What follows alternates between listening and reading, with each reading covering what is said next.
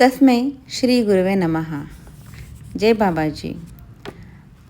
पुराण पुरुष इस ग्रंथ में से कुछ अनमोल विचार आपके सामने प्रस्तुत करना चाहती हूँ, जहाँ पे उन्होंने बताया है कि जब बाबा जी लहड़ी महाशय को रानीखेत में लेके आते हैं और रानीखेत में लाने के बाद उनको पूर्व जन्म के बारे में सब कुछ याद आता है और वो अपना विद्या पूर्णतः उनको देते हैं।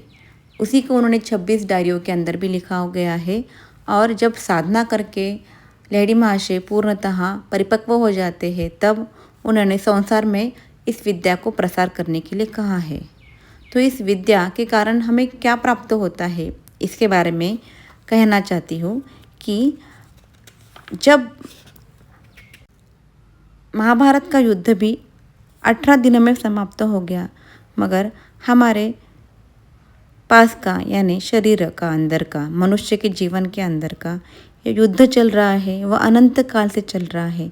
जन्म जन्मांतर से भी वह समाप्त नहीं होने वाला युद्ध हमारे अंदर चल रहा है। उसे कहते हैं प्रवृत्ति और निवृत्ति पक्ष में होने वाला युद्ध, और उसी को नष्ट करने के लिए ये विद्या हमारे पास आई है।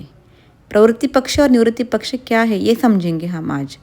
प्रवृत्ति पक्ष यानी हर बार कुछ न कुछ चाह, कुछ न कुछ मांग, और इस मांग के कारण व्यक्ति मूल्यवान जीवन तो जीता है, मगर सब कुछ प्राप्त होने के बाद भी मन की शांति प्राप्त नहीं होती और वो जीवन निष्फल हो जाता है और फिर से मृत्यु और जन्म के चक्र में घुस जाता है।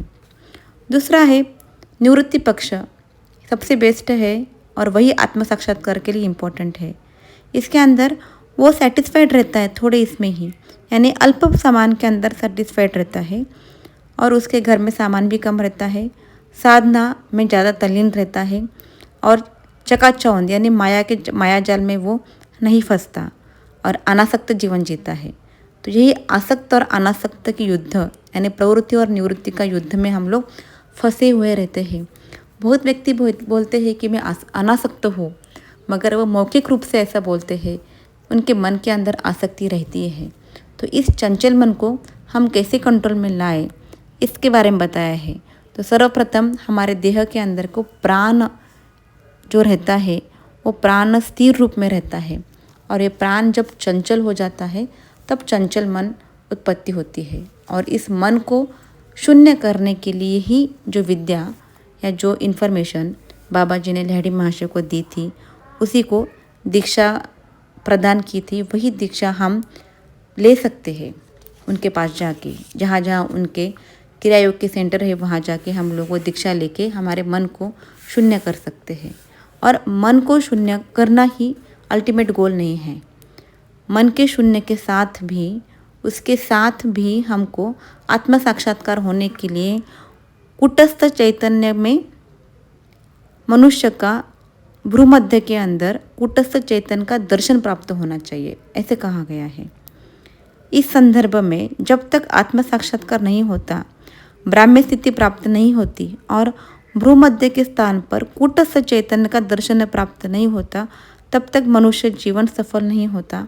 इस तरह से इन्फॉर्मेशन प्रस्तावना इसमें दिया गया है, और आगे देखेंगे कि हम लोग किस तरह से ये 26 डायरियाँ उन्होंने लिखी है और उनके जीवन में क्या क्या घटनाएं घटी है, उनके जीवन की कुछ जीवनी, उनकी इन्फॉर्मेशन इस पुराण पुरुष पुस्तक के अंदर है, और वही मैं आप सबके सामने प्रस्तुत करूँगी। तो आज के अध्याय में हमको ये सीख मिल गया कि प्रवृत्ति मार्ग और निवृत्ति मार्ग या दो पक्ष रहते हैं। तो हमको हर बार प्रवृत्ति मायाजाल में घुसाएगा और निवृत्ति ईश्वर के पास लेके जाएगा। तो सोचिए और निवृत्ति मार्ग की तरफ जाइए, चंचल मन को कंट्रोल में लाइए। मन को कंट्रोल में लाने के लिए प्राणायाम हम लोग अभी कर सकते हैं, या जिन्होंने क्रियायोग की दीक्षा ली है वो क्रियायोग का अभ्यास कंटिन्यू चालू रख सकते हैं। धन्यवाद। तस्मै श्री गुरुवे नमः। जय बाबा जी।